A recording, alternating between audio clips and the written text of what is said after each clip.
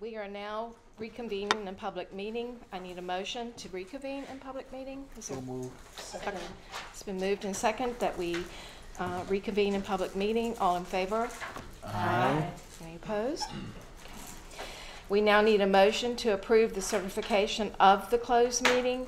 The Lynchburg City School Board certifies that in the closed meeting just concluded, nothing was discussed except the matters specifically identified in the motion to convene in a closed meeting and lawfully permitted to be so discussed under the provision of the Freedom of Information Act cited in that motion.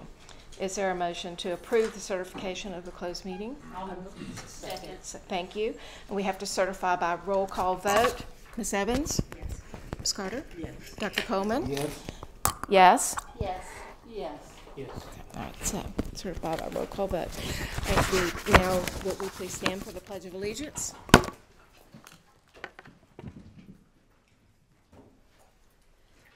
pledge allegiance to the flag of the United States of America and to the republic for which it stands, one nation, under God, indivisible, with liberty and justice for all.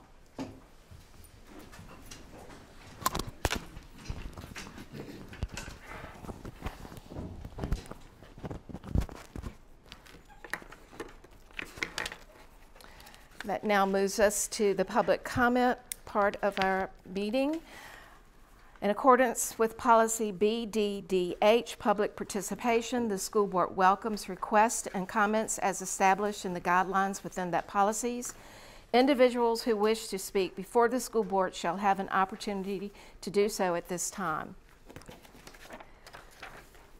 Persons appearing before the school board will not be allowed to campaign for public office or promote private business ventures and should not use profanity or vulgar language or gestures, make comments about a public official or an employee that are not related to his or her official duties, engage in behavior that disrupts the meeting or intimidates others, or address the school board on issues that do not concern the services, policies, role, and/or responsibilities of the school board. Individual speakers shall limit their comments to 3 minutes. A speaker representing a group shall limit his comments to 5 minutes. The representative shall identify the group at the beginning of his or her presentation. A group may have no more than one spokesperson. The total allotted time for public comments at school board meetings is 30 minutes. Public comments are reserved for the public to provide input. The board does not respond to comments, answer questions, or otherwise engage in discussion at this time. And we have one tonight. Ms. Chesney, welcome. Hello. These are for you guys. My name is Melissa Chesney, and I am a school bus driver at Lynchburg City Schools. It does not get easier to come up here and talk in front of you guys. I want to open by saying thank you for allowing me to speak. Unfortunately, it's not a fun topic and hasn't been the last 2 times I was here either. The last time I spoke was in July, and I was very disappointed that after I left, certain information was made public to everyone, and it was incorrect information. The driver transportation scales that were posted were for an 8-hour bus driver who is a trainer. We have a grand total of 3 of those at Lynchburg City Schools. So the information was false, and it was misleading, and it made me look like an idiot. So I would just like to say that. We have approximately 13 drivers that are at 8 hours. We have approximately 4 drivers that are at 7 hours. Those are the only positions at transportation that pay any kind of retirement, okay? The 120 drivers that work for you that are left over are at 6 hours of pay. That starts at, if you look at your paper on the second page, under part-time, there was a typo on this. It said that part-time was at 8 hours. Part-time is not at 8 hours, that's full-time. Part-time is 6 hours, and the pay is correct at $10.87 per hour. So that brings our pay to, like I stated in the last meeting, $12,060 a year if we only work 180 days at 6 hours a day. I don't know anyone who can afford to live on that. It is pitiful, especially considering the fact that we have 66 children's lives in our hands every time we are behind the wheel. I have 66 kids screaming, yelling, saying, "Missy, look, there's a cow," whatever they're doing on the bus, 66 of them, and I have to get through rush hour traffic twice a day, with people cutting me off, which happens every day, with people running my stoplights. As we've seen in the last week, 6 children lost their lives in this country because people run our school stoplights. That happens every day here, and they're not prosecuted. I stood in front of a judge myself 3 years ago who let the girl go with a slap on the wrist. It is not your fault, I understand that, but what I'm telling you is that we get paid $10.87 an hour to put up with that. We work in a hostile work environment. We, the drivers, have had to now twice in 1 year period of time work without a director. We are the ones that take these kids to school and make sure that they get there safely and get home. But we are treated horribly. I have a friend whose name is Diane that has worked here for 37 years, and she has not yet reached $20 an hour. 37 years of service and has not yet reached $20 an hour of pay. You get that 1 year at Bedford. 1 year. I have a friend whose name is Candace. She's been here for 2 years. She makes $1.57 less than her mother, who has been here for 17 years. Her husband works here, and they all have multiple jobs outside of, counted 5 other jobs that 4 people in that household have to have in order to make their ends meet. My friend Sam has worked there for 13 years. He makes $11.47 an hour. No retirement, 6-hour contract. My friend Kazan, 7 years, same. My friend Candida, she's worked for 12 years as a special needs aide on a bus. She's making $10.87, 12 years. She has an 8-hour contract now, but it took her 9 years to get that. She has to work 2 other jobs. She actually made more money without the 8-hour contract because she was able to get paid for extra work. But it was not guaranteed. Like I said, she has to work 2 extra jobs. And if she was to put her child on the insurance here, it would cost her $128 a paycheck, which is the grand total of 1 paycheck a month. I don't know anyone who can live off of $500 a month. Thank you. Thank you. There are no other comments for tonight, so that means that we now move to the finance report. Mr. Beckles? Good evening. My financial report tonight, I want to address 3 issues. One is, not 3 issues, 3 topics. The financial statements, give an update on where we are with our health insurance year to date, and then the audit results. So you have before you the financial statements for the 3 months ended September 30th. As far as our revenue is concerned and our expenses, there are no irregularities. Everything is on budget at this point. There are no significant issues either on our revenue side or on our expense side that I need to bring to your attention. So we're going along quite fine at this point. I want to give you an update on where we are as far as our health insurance. For July through October, last year for the same period, for the 4 months, we had a total claims of $4,205,401. That gives us a monthly average of $1,051,000 a month, last year, same period. This year, for the same 4-month period, we are $3,016,509. That gives us a monthly average of $754,127.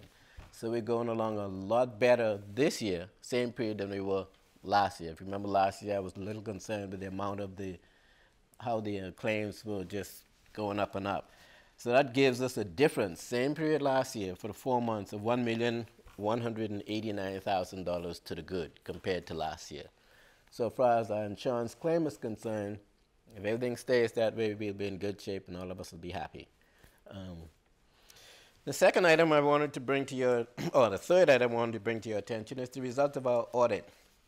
Our audit has been completed, but I just want to bring to your attention that we will get an audit, a finding, and the finding was the result of, we installed the new payroll system in May this past year. During that time, as we were working through the control process, we discovered that we had a control issue where we had one of the screens, I'm going to say a screen, a payroll screen, that had access both for personnel and payroll that we had, that was a control issue. In other words, someone in payroll could have changed a payroll screen without being detected. So when we found that, I called the auditors and said, hey, we have a potential problem here. We notified them. They didn't find it. We told them about it. And what I want to point out was only 2 months when they checked it was the May and June that this issue occurred, which we brought to their attention. So we are going to get a finding on that particular issue. Yes, it was a control issue, but as a result of that lack of control at that particular point, there was no financial loss. And we had them tested just to double check and make sure. But I just want to make sure everybody knows we will get a finding, but it's only for the 2 month window period, which we have at this point rectified. We have completed 3 financial systems during that time. We did the general ledger system. We did a personnel, I call it an HR and a payroll system, and we did a new timekeeping system. Was that a lot? Yes. Did I think I was going to lose a couple of staff over it? Yes, but we didn't. We made it through. But I do want to say thank you to 3 sections. The financial systems installation was led by Kim and all of our staff, so everybody was affected by it. Then we had the personnel section that was led by, well, all of personnel, but Sarah Birch led a lot of that. And then the payroll installation was led by Angel Randolph. Those people put in a long hours trying to get everything working right. So we finally have it all working right. You're still working on little tweaks here and there, but by and large, all the 3 systems are now completed and working satisfactorily. I also want to say thank you to the financial staff for the results of the audit. The finding we want to get is a result of the systems installation, not our regular day-to-day working. So someone may ask, well, why did you self-report the control issue? Well, I would say there's 4 reasons why I did that. 1 is the right thing to do. Secondly, we work very well with our auditors. We have a good working relationship where we have established credibility with them, and I don't want to do anything to damage that credibility. Thirdly, if they had found it and we knew about it and didn't, obviously that's going to create some difficulties. So if you start hiding big stuff, what else are you hiding? I really didn't want to go have that to happen. And then the 4th reason is both of us, we work as a team. Our finance department and our auditors, Brown and Edwards, work for one goal, to make sure that LCS funds are spent appropriately without any misappropriation of funds, as much as we lie within us to make sure that does not happen. So if we're both having on the same team, having the same objective, then when things happen, you need to share one another. So again, you can maintain those objectives. So those were the 4 reasons why I made the call to say, hey, guys, we got a problem here, and self-report, as opposed to them finding the results of the discovery. If you have any questions, I'll entertain any questions you may have. Dr. Gupta? Share people, what is the timeline for the 19-20 budget? I know you're working on it, Then next year's budget, when will you be bringing in front of the board? Well, it's going to be somewhere between, where we now, beginning of November. It has to be someplace in the end of December, beginning of January, because by the end of January, we have to give the city what, if we're going to ask for any additional funds, we have to give them that number. In order to come up with that number, we're going to have to be pretty much down the road with our budget preparation. And part of the budget preparation will be a discussion of salaries and other things. Yes, those decisions will have to be made in order for us to determine what number we need, if we need any additional funds. Would you Yes. share something about how do we stand on maintenance, vehicle maintenance? I know we talk about normally building maintenance, but in terms of our buses and other vehicles we own, how are we? Are they within the budget, or they have? Right now, everything is within budget. The only thing that really would cause us to go out of budget, out of what I call out of the norm, if we have a major mechanical issue with one of our buildings, or we have a major issue to one of our buses or a couple of our buses, out of the norm, that would cause us some budget issues. When that happens, what we do is we cover that, but we don't do some other things that we had planned for. But at this point, we haven't had anything that has gone unusual to this point. Other questions? Yes, thank you. Just to clarify the process that we're using right now, as Mr. Beckel said, we'd like to get the budget done by the end of December, but please note that, as you stated, Dr. Gupta, one of the major things is the salaries or compensation package, and we have been working diligently to really address that first before we go to the schools and the departments and say, now give us your requests. So I do want to make sure that everybody understands that we've been putting in several hours, including tomorrow. We have another meeting to really sit down and say, what does our salary compensation package look like? What is the anticipated cost for that next year? And now that we know that, we can budget appropriately for everything else. So we are up against the timeline. Thank you for clarification. I think that was the key point, that people should know that Chair Carter and people around her are working. Yes. Absolutely. Any other comments? All right, this was for information. So we're now moving to the consent agenda, which includes school board meeting minutes from October 2nd, October 9th, Student Discipline Committee meeting, October 16th, work session, October 23rd, Student Discipline Committee meeting, the personnel report as amended, religious exemption, and proposed health insurance rate increase for retirees and COBRA participants. I need a motion for approval of the consent agenda. Dr. Coleman, Ms. Carter, all in favor? Aye. Great. Oh, now we come to one of our favorite parts, student representative comments. And we're going to hear from EC Glass first. I'm keeping tally so I know which one needs to. Oh no.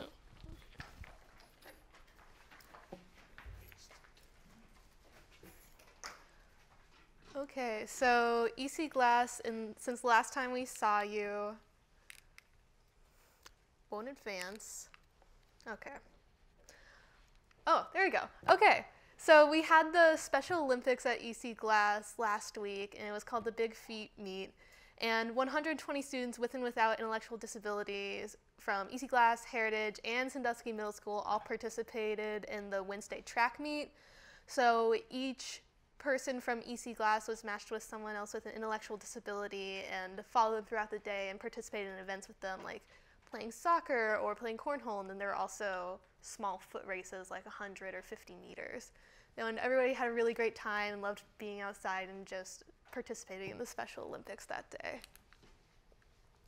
So recently our theater program went down to the Virginia Theater Association to compete and also participate in workshops down there. So our technical theater took first place in the Tech Olympics, and then in the top right corner, the girl on the left, Claire Harvey, got second place in on-the-spot playwriting, and Taylor and Fallon on the right both got first place in the on-the-spot playwriting. So we did really well at the VTA competition.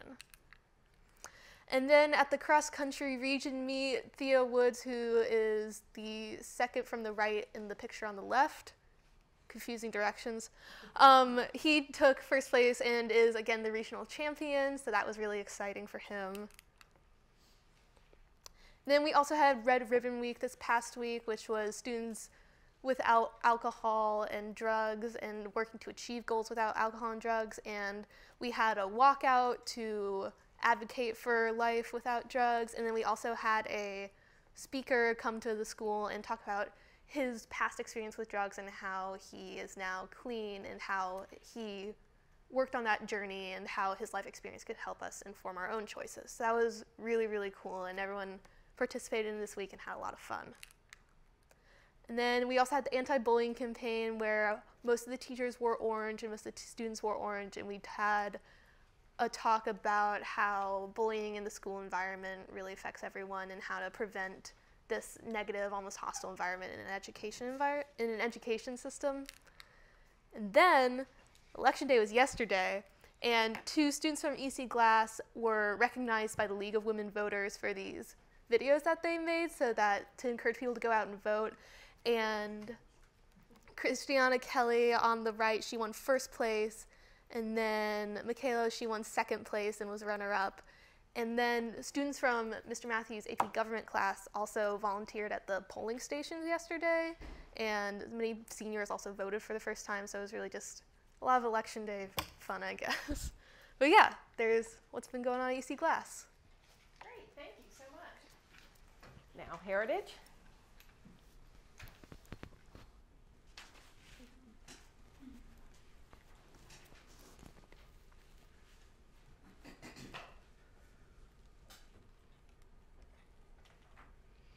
Okay, so what's happening at Heritage? So, okay, there we go. Our Grace Project is a beekeeping club. So our beekeepers were presented at the Virginia State Beekeeper Association by Paul Tabor.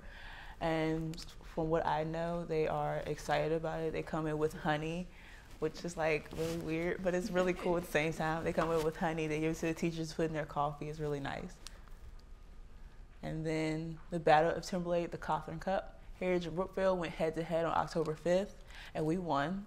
And also Heritage is advancing to first round playoffs, which is tomorrow at 7 at the stadium as district champions.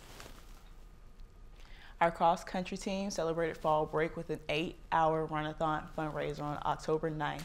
Together they ran over 1,600 laps. Those are wrong. Culinary Pioneer Chefs, congratulations to Hunter Jarman, Jeffrey Morton, and Chef Garrison for bringing home first place in the Chefs Who Care event held at the Dawson Inn on Friday, October 12th. Our chefs took home gold with a herb-roasted beef bruschetta served on homemade sourdough baguettes. I watched them make it. It looked really good. And we had a speaker, Rick Wire, come and speak to many student athletes throughout the area, not just our school, about them participating in the collegiate level. He talked about grades and what you may have to do as a college athlete. And you all may know about the quarter boy. Honestly, I just learned about him today. He is a student at Heritage High School. His name is Cohen Nolte. And so, yeah, it's great. Like I said, I just learned about it today. I cried. And so basically, he was bashed for paying in quarters at a local restaurant, and he just said his story that he wanted to pay for his friends, and he paid his bill in tip money from his job, and so he gave them a huge tip, and then the local restaurant put it on Facebook and was like, this is how you should not pay. And so basically he went viral, and now he's the Lynchburg quarter boy. And now people from all over send him quarters, and he does so much charitable work. He recently just donated a meal to our football players. He's gone to Joe Bean and paid for 5 cars, their coffee. He's been to Cracker Barrel. He's been all over. He even goes out of Lynchburg to do this. So we are planning to honor him soon. And we're trying to, donate more quarters to him so he can do more good and bring happiness to Heritage. Our Spirit Week was successful. I couldn't find our emoji day. We had one girl, she painted her whole face as an emoji. Scared me a little bit, but I was like, okay, that's cute. And our homecoming was great. Our homecoming king and queen, which is Tasha LaFord and Chris Magnuson. And we had a throwback day, which is in the top left corner. We have from many, many different, times. And then we had a twin day where most teachers, they did that. Me and a friend of mine, we were Sully and Mike was out, no, Sully and Boo from Monsters, Inc. So it was a really fun week. The Big Orange March Machine had a great run at the Lower Botetourt 2018 Cavalier Classic on October 20th. The Big Orange March Machine competed at the Virginia Marching Bands competition in Salem, Virginia on October 27th. They placed second in color guard and general effect and second overall in their class out of 5 bands.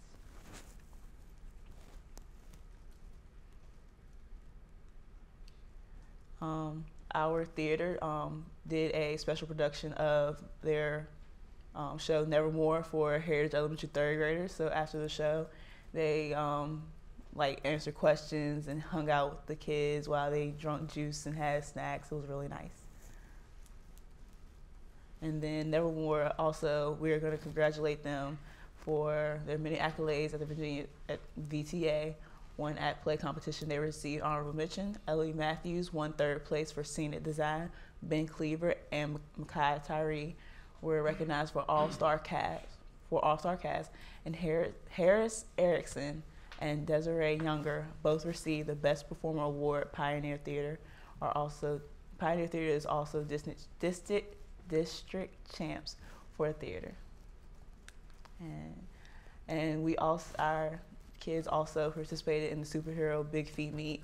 We had a clap out, which is we all leave class, go in the hallways at the top or at the bottom. We go and we just start clapping and just cheering them on. They came through Main Street. They were the happiest things ever. It was adorable.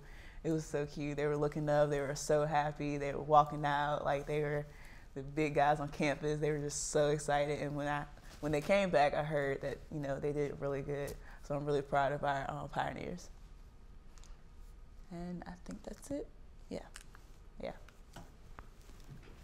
Thank you both so much for coming and sharing that information. We really like to hear those things. So thank you. Keep bringing them on. All right. Any other comments before we move on? That brings us to the school board committee reports. Ms. Carter, Finance Committee. The Finance Committee is meeting and we're making a lot of inroads and regarding the salary schedule, just looking at that and trying to make sure that that's top on our list and priorities. And just want to thank everyone. I think Mr. Beckles mentioned some people and Dr. Edwards also, and I don't know every name, but there's a lot of work going on and it's going to continue to go on so we can try to get something that's sustainable and that will address the needs, because we do hear people regarding the salaries. That's going to be for all employees. And we're continuing to reinvest in LCS, and just want to say regarding Mr. Beckles, just his integrity is awesome, and we are just so proud that he's able to do what he had to do regarding making the call to the auditors instead of the auditors finding that. And so that's always commendable, and thank you for that. And that's all. Thank you. Any report from the governor's school? Yes, actually the governor's school met today, and I have 2 photographs that I'd like to share. So this is Mrs. Gray, the principal of Lincoln Elementary School, invited Dr. Douglas from the governor's school and the students in the drone lab to take drone photos of their citywide Red Ribbon Week on October the 30th. So this is one of the photographs actually taken with the drone by the students from the governor's school. And I just thought that was before they did their formation. And I just thought it was really helpful to give an opportunity to see some of the things that they're doing, because they're really doing some great things over there. Thank you for making that possible. The next thing, Mrs. Douglas, who's an instructor at the governor's school, is taking her human anatomy and physiology class to visit the cadaver lab at University of Lynchburg. I had an opportunity to visit the cadaver lab myself, and it is state-of-the-art and amazing. So I'm really excited. I hope the students will be just as excited. Dr. Blair from University of Lynchburg will have 6 to 8 cadavers available for students to interact with at the level that they feel comfortable, so they can actually get in and touch organs if they feel comfortable, and others will just observe for a distance. But I'm grateful to University of Lynchburg for making that experience available to our students. Thank you. Yeah, and that's it. Yes, Dr. Coleman. Madam Chair, I would just like to commend School Board Member Charlita Mason. That's the first report of this nature that I have seen integration of pictures, and I was very helpful. Thank you for that level of innovation. Laurel Regional School, did you have a meeting? No, we haven't had another one yet. STEM Academy? I don't think so. Okay. Advisory committees to the school board. Sure. I believe the Ed Tech or CTE met, but I don't know if Ed's back there. Can't see behind the podium. So he is not, so we'll have to get his report from the CTE committee next time when he comes. Equity Task Force and School Health Advisory are due to meet at the end of this month, and Special Education Advisory Committee is also going to meet next week, so those are meet. That moves us along to unfinished business. Health insurance premiums and claims for non-LCS entities. Mr. Beckles? During the last meeting, we brought to the board's attention that we do have some what we refer to as non-LCS entities, STEM Academy, Governor's School, Steppers Links, Blue Ridge Jail, that employees participate in our self-funded health insurance plan. One of the things we discovered as we went through an in-depth review of our insurance plans, the LCS school board, quite frankly, is paying some of the costs for the non-LCS employees' participation in our self-funded health plan. So our recommendation is we need to look at that and, quite frankly, not pay that. What I would say is we are not looking to go back and recover any past costs. We're looking at, from this point forward, what do we do so that the LCS school board does not pay for any expenses for non-LCS employees participating in any plan or any function, quite frankly, that we have. So that's why we presented this, to show you what has been paid.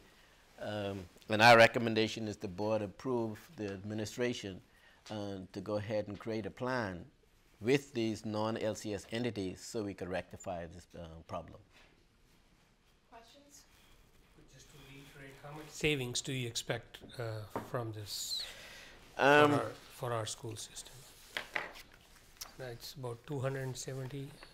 At this point, it was what, for the 18 months we were looking at, it cost us $270,000. Now, how did we arrive at that $270,000? We took the premiums that they pay minus the claims, minus also the fees that the LCS school board pays. As you know, we have 2 sets of fees for the Affordable Care Act that we pay. We also pay an administrative fee for the health plan. So when we, and the stop loss insurance, so when we add all of that up, that's how we arrived at the $271,000. So those fees that we pay are direct costs that we shouldn't pay, so we know exactly what that is. The difficult piece is going to be, what do we do? It's kind of like always in arrears. After they made the claim, then we can see what the cost was. Did their premiums cover the claims? If that answer is yes, they get the change. If the answer is no, you owe some money. So at this particular point, it was at $221,000, but if that number is going to change based on what the claims, how much the claims exceed the premiums that they pay. So Yes. in the last meeting, you shared that you shared this information with other who will be affected. Correct. So have you heard any feedback from them? In fact, I just got off, well, not just got off. I was on the phone with Dr. Smith today. I have a meeting with Laurel tomorrow. They all understand the problem. It's just working out the mechanics of now how do we address it, and for them planning going forward. So I'll report back as soon as we finish all of the preliminaries. The biggest piece is going to be how do they protect themselves from significant variance in high claims. One of the options I'm looking at, and we want to find out if they can do it, if they buy the stop loss insurance for their grouping, that will protect them from all of this spike up and down. So we're exploring stuff like that to come up with a workable solution for the claims, but the direct fees that we pay, I mean, that's just a flat out number that we pay, and that's known. It's dealing with the unknown. It's a piece that's going to be a little bit different. Mr. Beckles, I'm sure you said the answer, but I just want to clarification.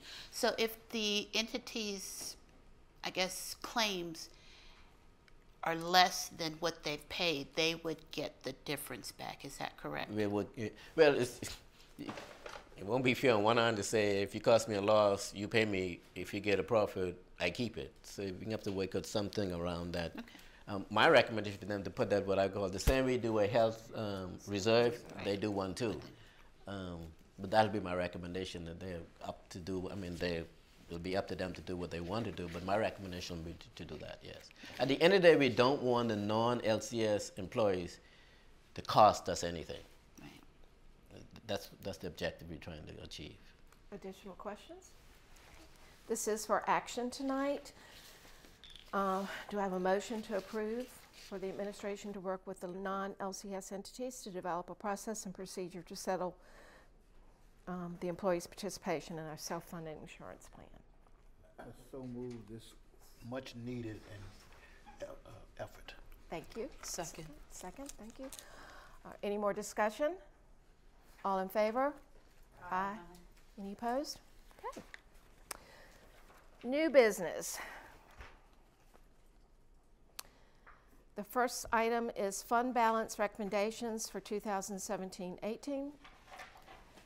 Mr. Beckles, you're up again. Okay. Yeah, before you, the administration's recommendation, our fund balance for 2017-18 school year was $3,320,799. And what's the fund balance? The fund balance is the difference between what our revenue was and what we actually spent. That difference resulted in this balance. Now, some may say, why the balance is so high? One of the things, if you remember, during the year we were being cautious on the health insurance, the medical health claims. We were being a little protective. We were covering ourselves about $2.4 million. So part of this 3.2 is intentional to cover, because we didn't know where the claims were going to go. The bad side of doing that is, if the claims don't materialize, well, it's the money here dropped to the bottom line. If it does materialize and go higher than that, you didn't provide enough. So what's the right answer? Based on what we were dealing with, I would say at one point during the year, we were projecting $6 million. So where do you, and we ended up being short 521,000. So you see, trying to guess or trying to provide what that number is going to be is like, I don't know, like shooting in the dark. So part of the reason why we have a 3.3 is we were protecting that $2.4 million. And then we had 571,000 in additional revenue. Part of the bulk of that came from Medicaid. Medicaid is one of those, you don't know how much you're going to get until you get it. And then we can't do an estimate to book it. We book it when we receive it. I budget $300,000. Sometimes it could go up to 6. Sometimes it could go up to 7. Sometimes so that's an unknown. So if you take that together, so that's why the number is high. Also, I want to make sure we can only use fund balance for one-time expenditure. So someone may ask, hey, well, if we had $3.3 million, why couldn't we get a salary increase? A salary increase is an ongoing expense. We couldn't use fund balance for an ongoing expense. Fund balance are only used for one-time items. So out of the 3.2, our recommendation is, one, to replenish the health reserve. If you remember, we used 1.3 about 2 years ago. We only put 400,000 back last year. we're saying to put 1.8. That's going to get us to about $2.4 million. That we could kind of hit if we have any large variance in our claims. We could sustain that by getting that from the health reserve, and everything still remains as normal. So that's why we're recommending 1.8. The $400,000 for the replacement of the roof for RS Payne. If you remember, I think in the last meeting, or me before the last meeting, Dr. Copeland showed how we had to move our CIP a year out. Well, one of those items included the roof. So we thought it was kind of prudent, and since the roof, we don't know when that's going to go, take it out of the fund balance now and be done with it. We also increased the maintenance reserve because some of those items that got pushed a year down the road included maintenance items. So we increased the maintenance items, so if something was to go wrong, back to your question earlier, Dr. Gupta, if something was to go wrong, at least we have 385 that we could take out of the maintenance reserve if it does go by and it doesn't affect the operation. So that's why we did that. Textbooks reserve, any money that we get from the state that we don't spend as far as the textbooks reserve, we can't spend it on anything else, so we have to put that back to the reserve so it can be carried forward to a future year. The other two items, the Dunbar air conditioning repair and the remediation of the mold at Dunbar, you're aware of those. And this has been an example of an unexpected expense. That's $350,000, $200 for the air condition and $150,000 for the mold remediation. Again, it's a one-time expense. We could take that out of the fund balance and it doesn't affect this year's budget operations to pay for that. And then the last one is we did use $120,000 out of the maintenance reserve and we replenished that. So that adds up to the $3,320,799 that we are recommending to the board that we use the fund balance to cover. Thank you. Ms. Mason. Mr. Beckles, with the textbook reserve, are we able to purchase digital textbooks, or is it only hard copy? No, you can purchase digital textbook, hard copy, or any instructional material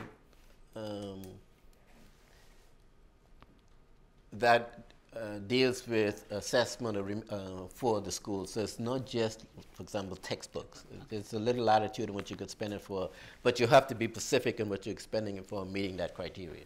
Thank you. Dr. Gupta. Mr. Copeland, I know as we're talking about infrastructure and you mentioned, I'm glad you're putting some money, but I want people to know that the maintenance needs in LCS it's much bigger. Would you share how much deferred maintenance do we have in our school system? A rough idea. I think I'll defer that one to Dr. So Copeland. in light, that dollar amount looks like a drop in the bucket. Or I'm putting you at spot, but if you don't have a number. It's a little bit of a sweet spot. Our recurring capital expenses are easily $3 to $5 million a year over the past 7 years, not counting large projects like building replacements and things like that. Just our normal maintenance and upkeep and systems replacements has been averaging $3 to $5 million worth of needs. Our funding has been between $1 and $3 million over that time frame. So it's accumulating year after year. Correct. It's Continues come back to grow. bite us sometime in the future. It will come back to bite us at some point. It's just a matter of when, not if. Ms. Carter, any questions? I think we discussed this a lot at our finance committee and the need to build up some fund balance in these areas. We realize the importance of, and it is one-time expense. So it's not something we can sustain. Hopefully put off some of these take care of some of these projects that we need to take care of. So this is for information tonight and action on our December 4th meeting. If you have any additional questions, just submit them. The consent agenda next time. Do you want to move it to the consent agenda for next time? We can do that? Yes.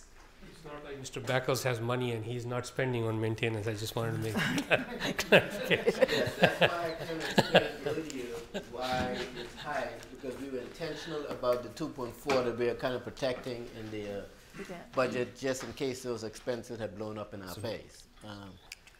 The downside of that intentionality, like I say, if it doesn't materialize, you end up at a high number. You know, because I which way would you prefer me to do it? Don't provide for it, and then it blows up, and then my head get amputated because I'm doing the block. So it's, to me, it's the prudent thing to do. It is. It's the best thing. Just the way it is, I Ms. suppose. Carter? I just want to also add that I know I hear Dr. Copeland and Mr. Beckles always talking about we need to make sure we have these funds so that if something, this can prevent, it's more preventative, so that if sometimes if you avoid or delay making the needed maintenance, that it causes a bigger problem, which is one of the things we're seeing here. So if we can just go ahead and address it before it breaks, or when we know there's an issue, it saves us money actually. I got that right. Okay. Thank you. All right, so we're going to move that one to the consent agenda for our next meeting. Okay. Next is Blue Ridge Regional Jail Authority Special Education Program Budget for 2018-19. It looks like Mr. Vanderwerker, you're up. Do you have a motion to move? Oh, do I have to do that? Yes, ma'am. I move that we move. Sorry, do I have a motion? Yes, I move that we move the recommendation for the fund balance by Mr. Beckel to the consent agenda. Is there a second? Thank you. Second? All in favor? Aye. I don't get it yet. Now we're going on to the. Ms. Morrison, board members, Dr. Edwards, my colleague Cynthia Hunter Booker, who's the coordinator of the Blue Ridge Regional Jail Education Program for Central Virginia, and we're here tonight for Cynthia to answer any questions you may have related to the Blue Ridge Regional Jail. Just keep in mind this flow-through money that the Virginia Department of Ed fully funds, and Cynthia and Jeff Foldesai, the special education teacher, do great work working with young men and young women that are at the Blue Ridge Regional Jail. And Cynthia travels all over Central Virginia to guide those programs. So Cynthia's here to answer any questions you may have with the budget. Does anyone have any questions? That's a good thing, Cynthia. Is that a good thing? All right, this is for action tonight. Thank you. Do we have a motion to approve the Blue Ridge Regional Jail Authority Program budget? Thank you, Ms. Carter. Second. Thank you, Ms. Mason. Any other questions? All in favor? Aye. Thank you. Thank you. Thank you.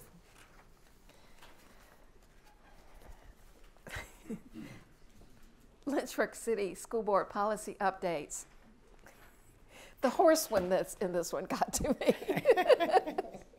Good evening, everyone. I seem to be getting last bill on most of these meetings. I'll have to figure out if that's on purpose or not. The policy subcommittee met on October 9th to look at the policies that are contained in this agenda item.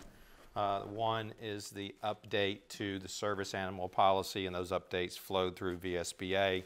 And the other relates to just a recommended removal of 3 out-of-date policies. They're contained on pages 21, 22, and 23. Excuse me, wrong page numbers, 24, 25, 26, and 27. So removing 5-62, removing 4-65.1, and 7-8. They're just out of date and they're no longer needed.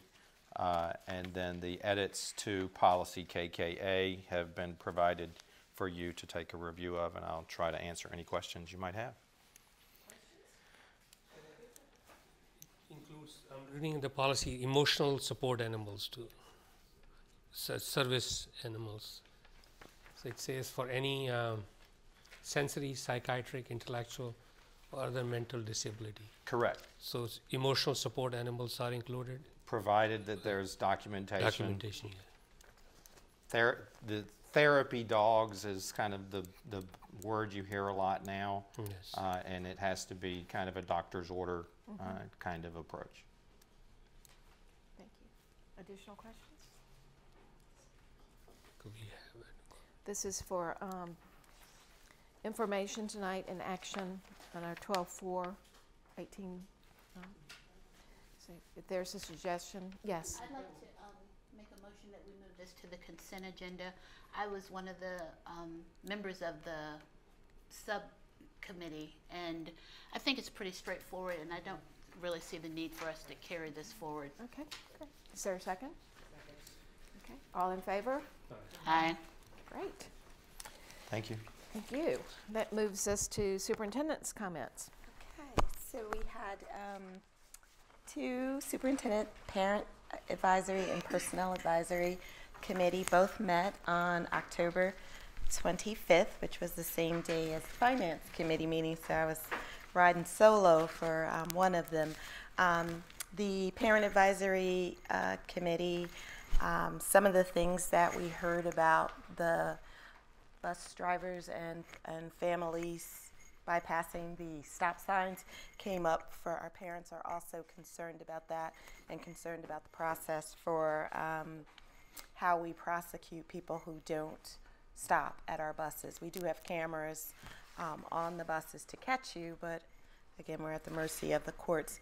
Some other things that came up, parents were also concerned about teacher retention and what we're doing in the areas of teacher retention, compensation. There was some questions just about equity in terms of programs and some of the programs that we offer at some schools and not others. Questions regarding after-school programs for children with disabilities and what we are doing in terms of exploring options for kids, particularly kids who need additional adult services and they may not be able to participate in your regular after school, a YMCA program or a Boys and Girls program without additional adult support.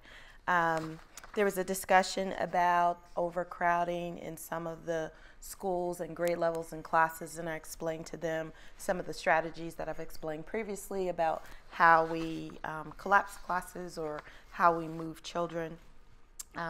There's always concerns about the car rider line. We talked a little bit about that and some of the things that were put in place this year at various schools. Questions about the changes that were made in the high school GPA policy also came up in terms of class rank, and we talked a little bit about that. Parents are concerned that earlier this year we sent out, or I guess last year, we sent out notification to the seniors, and that it's important that all of the students understand the changes, and I believe that something is in the works as the students begin to pick classes for next year to make sure that that is clearly communicated. The minutes from the meeting will be posted later this week on our website, so you can read that. And one of the things that I would like to do, in addition to posting the minutes and sending the minutes to the attendees or the parents, is also to send them out to the staff for where there were questions that were raised about a particular program. I would like to add, after we get the minutes up, here are some of the answers to those questions, because I do think the room was packed. We had parents who came out, and I want them to continue to come out, but I also want to make sure that I give them answers to things, or at least direction for where they can go for that. But for right now, I do want to just post the minutes. Similarly, the Personnel Advisory Committee met, and that's a similar committee except not parents. They are staff members from all of the schools and departments within Lynchburg City Schools. And again, we spent considerable time in the beginning talking about compensation, salary guides, strategic planning, and things like that. That was really on their mind. The Personnel Advisory Committee talked a lot about professional development and some of their suggestions for enhancing our professional development. It was some of the things that you all saw when we did our strategic planning in terms of really differentiating and personalizing professional development for staff. They also expressed concerns about training for all staff in various areas, not just teachers. There were lots of questions about substitutes. That seems to be anywhere you go. There are questions about the subs and lack of subs, and how do we manage the buildings with our substitutes. And again, I want to thank the staff that came out. That was the one I really was flying solo. Usually Marie G. and Dr. Copeland joined me, but they were upstairs at the Finance Committee meeting. So many of the questions, again, that they asked, we will post the minutes, but also give the information to the various staff members in the departments or the buildings where it's relevant so that we can get some answers to this. So, and again, it was packed for that as well.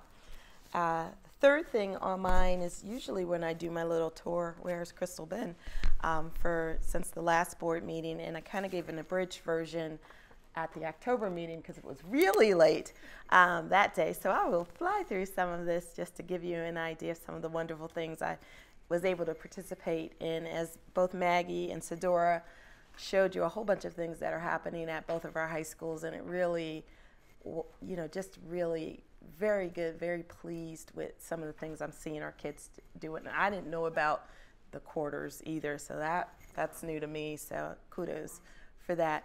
But since our last meeting, I did get to read to both kindergarten classes at Bass Elementary, and it was an opportunity to use those pink slippers one more time as we were reading about pigs and elephants. I have been meeting still with a lot of community folks. I met with Reed, the assistant city manager. I met with the NAACP president. Embrace Our Schools, I did a conversation community there, and I've also been meeting with my principals. We have these small groups of 4 or 5 principals, and we call them the Give Me 30, although they told me rename them to Give Me 90 because we take more than 30 minutes when we're just sharing what are the most important things on their list in terms of improving or enhancing their buildings. So those have been going really well. I've had an opportunity to go to STEM Day at Bedford Hills, which was outstanding when you have the kids explain things to you. I spent one evening with the EC Glass Foundation, which was nice to hear about how they support our program, our teachers, with professional development. We've had lots of retreats, we all know that. We went to strategic planning workshops, Ben, Susan, and I, so we are now experts, I guess, in strategic planning. On Monday evenings, I rush out of here so I can get home along with at least 20 other folks who are participating in the rebroadcast of Black Minds Matter, which is being facilitated by Dr. Cardwell from the University of Lynchburg. And we've had 3 meetings so far, and we have a sort of a webinar discussion after watching those videos. That's been very intriguing. The mayor and I were honored by the Lynchburg chapter of the Lynx a couple of weeks ago, which was really nice to get out and have fellowship with some ladies who support us in the work that we do.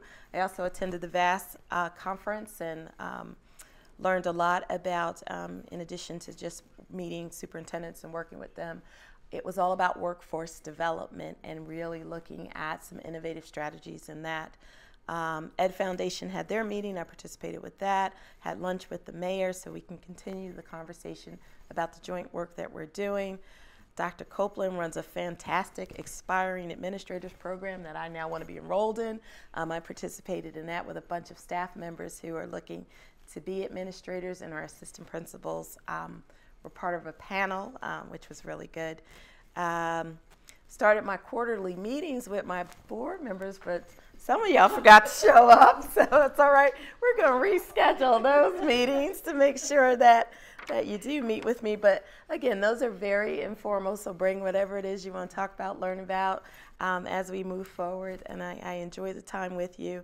We talked about the Big Feet Meet. Ben and I had the wonderful opportunity of flipping a whole bunch of pancakes on Friday for the Exchange Club, and that was really good to just get out and be in the community in a different light. And I don't know who put me on grill number 1, but there's pressure on grill number 1 because that's where everybody comes first.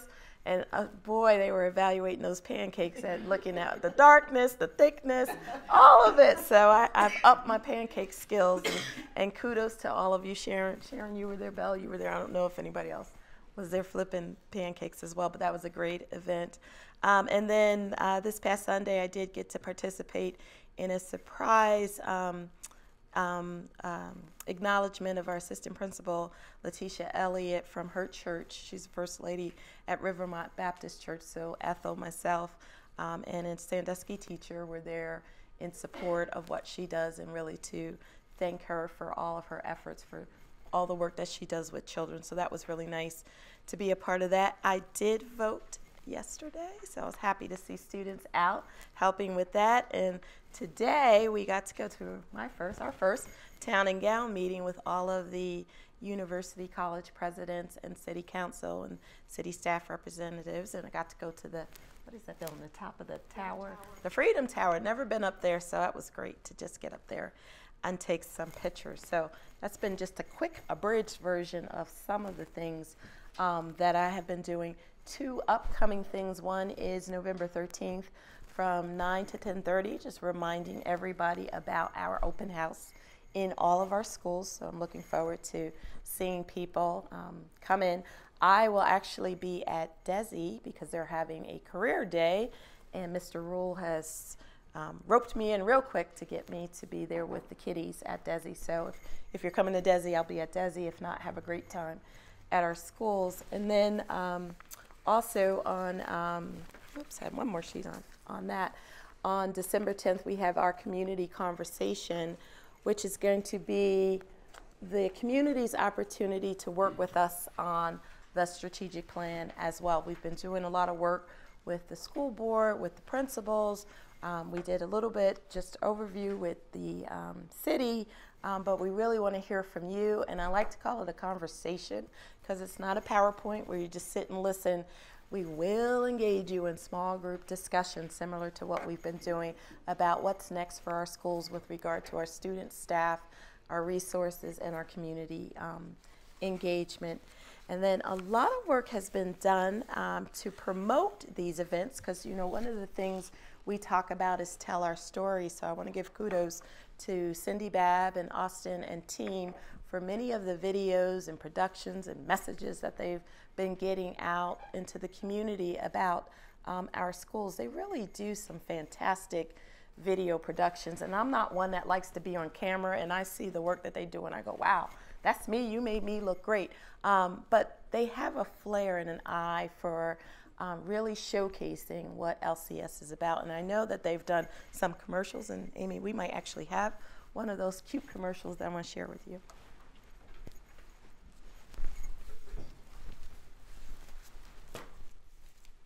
Whoever you are, whatever you want to be, LCS welcomes you.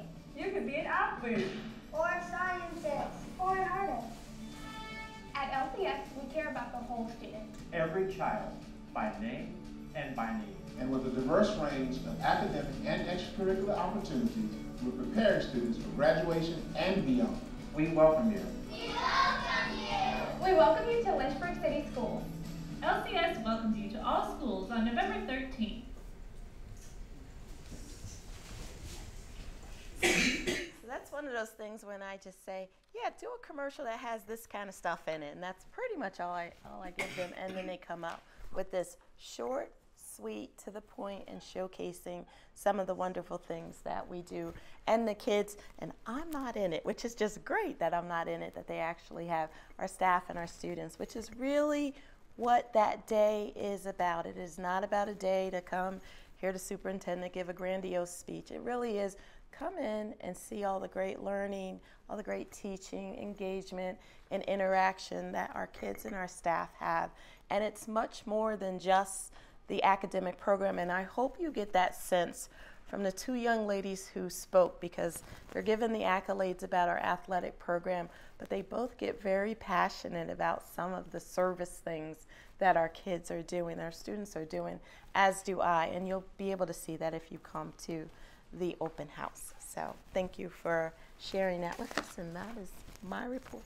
Thank you. I don't think you've been busy enough. Any board comments? Dr. Sinha? I actually have some for a change. I heard from quite a few city employees who participated in, I don't know the name of it, the Read to a Classroom program, and they really enjoyed it. They loved it. So hopefully that can happen again with or without national promotion to involve with that. I think that's a really good thing to get people from the community into our schools and interacting with our students. Another really good thing is that I've only been on the board, this is my 2nd year, but early in my 1st year, I heard from a middle school teacher who expressed some frustration, understood why we were having some retention problems, and tried to share with me, you know, just feelings of malaise, lack of support. Anyway, I saw her yesterday, and I had forgotten about that conversation, but she came up to me and she said, things are so much better now. We have stability in terms of principal and whatever. She's just feeling very positive, and that was just really good to hear. And I hope that, I know she's a sample of one, but I hope she's representative of a lot of our teachers who are feeling better about things with the changes that have happened in our district. And so that was very encouraging to hear. Yeah. Oh, and I'm looking forward to our conference next week. In Lynchburg. Virginia School Board Association Annual Conference. Can't believe it's next week, and I just will take this opportunity to show the board that we're going to be presenting the Showcase for Success. It's the Reinvest in LCS, Stay Close, Go Far with the Beacon of Hope in Lynchburg City Schools. And so we are going to be displaying this in the Hall of Success at that conference. So special thanks to Laura Hamilton at Beacon of Hope for, she had her an intern do this, but it's pretty special for us to be able to, and I'm sure we'll get lots of interest from that. Ms. Carter, did you have something? Just want to say I enjoyed participating in the Exchange Club pancake, and the pressure was on to make a unicorn and also a dinosaur. I did the bunny ears. That was about it. I was just very pleased and happy with how we facilitated the joint meeting, you and the city manager. That was wonderful and wasn't deaf by PowerPoint. So I was really pleased at that. And I think we really had some good and fruitful conversation. I think so too. Thank you. Madam Chair, I would like to thank you for your work with making that happen. And I know that that's going to be a highlight, in my personal opinion, for many at the VSBA session in Williamsburg. I would just like to one more time indicate that Tom Webb, who served on this board, this was his favorite part of the meeting, probably Dr. Copeland, where he would always share about his travels throughout the division. And I just continue to be mindful of him. He set such a marvelous example of what it means to be a dedicated school board member, that all of us, whether you knew him or not, were walking in those shoes. And so I continue to remember him. Thank you. And I have two things to report. We will have badges. I'm picking them up Monday, the nameplates that we want. We will not have shirts because it was kind of slow getting that done, but I will send out an email to you all, and we will have LCS board shirts to wear. Dr. Gupta? Somebody else has. No, I just said thank you. Oh, you're welcome. I just have one comment. I know we talked about salary discussion, and I'll emphasize again publicly as we move forward towards salary to make sure that we make a sincere effort, and we are making, that we provide livable wages when you work for Lynchburg City School System. So at least we can target some groups where we can have minimum poverty line wage. If our employees are working below that, that's not a good thing for us. So we'll be doing a sincere effort to make sure we able to accomplish that. Anything else? We are adjourned.